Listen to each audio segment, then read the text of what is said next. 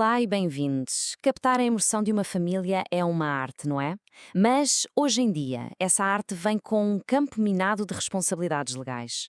É uma paixão que exige muito mais do que um bom olho. Exige conhecimento para proteger o nosso trabalho, os nossos clientes e, acima de tudo, as memórias que nos são confiadas.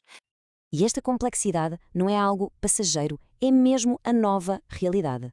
A forma como as leis de privacidade, a proteção de dados e a própria tecnologia se cruzam transformou completamente a nossa profissão. É exatamente por isso que esta análise é tão importante. E para garantir que tudo o que vamos falar tem o máximo rigor e relevância, é fundamental referir que os conteúdos para esta análise foram preparados e validados pelo Mário Pereira. Ok, vamos a isto.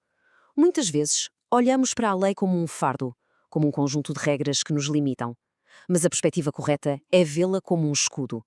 É a ferramenta essencial que nos protege a nós e aos nossos clientes, criando uma relação de confiança desde o primeiro momento.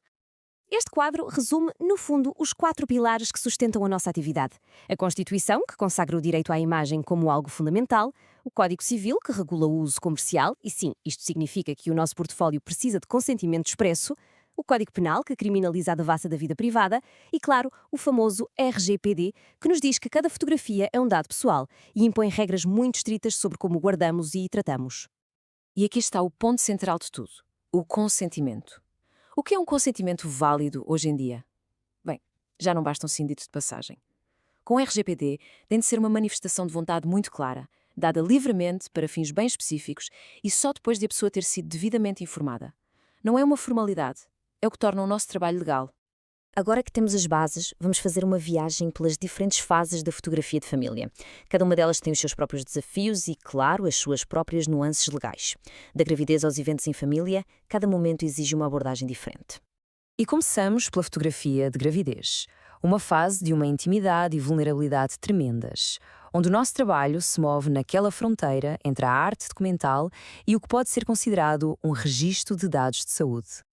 O que é que isto significa na prática? Significa que uma foto de uma grávida pode, de facto, ser um dado sensível ao abrigo do RGPD e, por isso, a confidencialidade nos contratos não é um extra, é a regra. E, claro, algo que nunca é demais repetir. A segurança e o bem-estar físico da futura mãe durante a sessão estão sempre, mas sempre, em primeiro lugar. Passemos agora para um dos ambientes mais controlados que existem, o bloco de partos. Estar presente no nascimento é um privilégio imenso. Mas é muito importante lembrar que é isso mesmo, um privilégio, não um direito adquirido. A nossa presença depende inteiramente da equipa médica e das regras do hospital. Ponto. Numa cesariana, por exemplo, os protocolos de asepsia são sagrados e a responsabilidade que temos ali é enorme. Um deslize, um clique que apanha um médico sem autorização pode não só violar o direito de imagem, como levar a processos de responsabilidade civil. Chegamos à fotografia de recém-nascido. E aqui a segurança e o conhecimento da fisiologia do bebê são infinitamente mais importantes do que qualquer pose. A integridade do recém-nascido é a prioridade absoluta e negociável. Este slide mostra os padrões que não são negociáveis. A temperatura certa no estúdio, a higienização constante e, crucialmente, a abordagem às poses.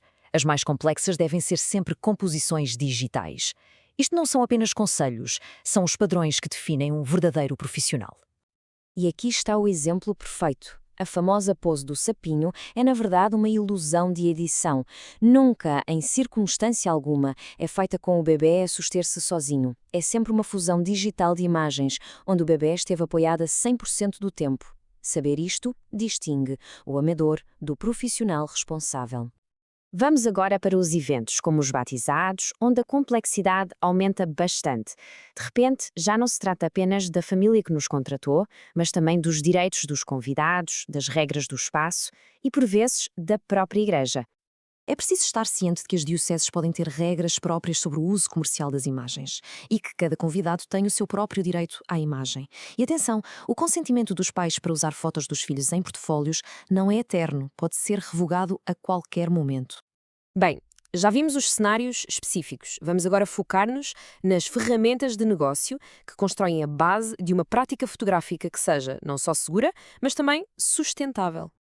O seguro não é uma despesa, é um investimento. O de responsabilidade civil protege-nos de acidentes no estúdio, o profissional cobre o erro humano, como a perda de um cartão de memória de um evento único na vida, e o de equipamento protege as nossas ferramentas. São mesmo indispensáveis. E para proteger as memórias dos clientes, a regra de ouro é a 3-2-1. É simples. Ter sempre 3 cópias dos ficheiros, em 2 suportes diferentes, como um disco externo e a cloud, e com pelo menos uma dessas cópias guardada fora do estúdio. Isto pode evitar uma perda catastrófica de dados. E, finalmente, o contrato, o nosso melhor amigo. Este slide pode ser visto como uma checklist essencial. Cada uma destas cláusulas é uma barreira contra conflitos, uma forma de gerir expectativas e de formalizar tudo desde o uso de imagem até aos prazos de entrega. Nenhuma delas deve ser esquecida. Para terminar, vamos olhar um pouco para o futuro. No mercado cada vez mais saturado, o que vai realmente diferenciar um profissional não é apenas a qualidade da imagem, mas a segurança e a confiança que consegue transmitir. Vemos 2 grandes tendências: a inteligência artificial, que pode otimizar o nosso trabalho, e ao mesmo tempo um regresso ao valor do objeto físico, do álbum que fica para sempre. Em ambos os casos, o cliente informado do futuro não vai procurar apenas uma boa foto, vai procurar uma experiência premium e, acima de tudo, a certeza de que as suas memórias estão seguras. E isto leva-nos à pergunta final.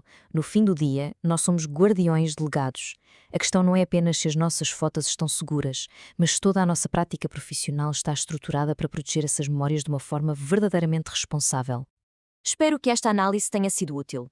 Fica o convite para deixar questões nos comentários e para sugerir novos temas. E nunca se esqueçam do lema que deve guiar a nossa profissão. Fotografe com liberdade. Proteja-se com conhecimento. Até à próxima.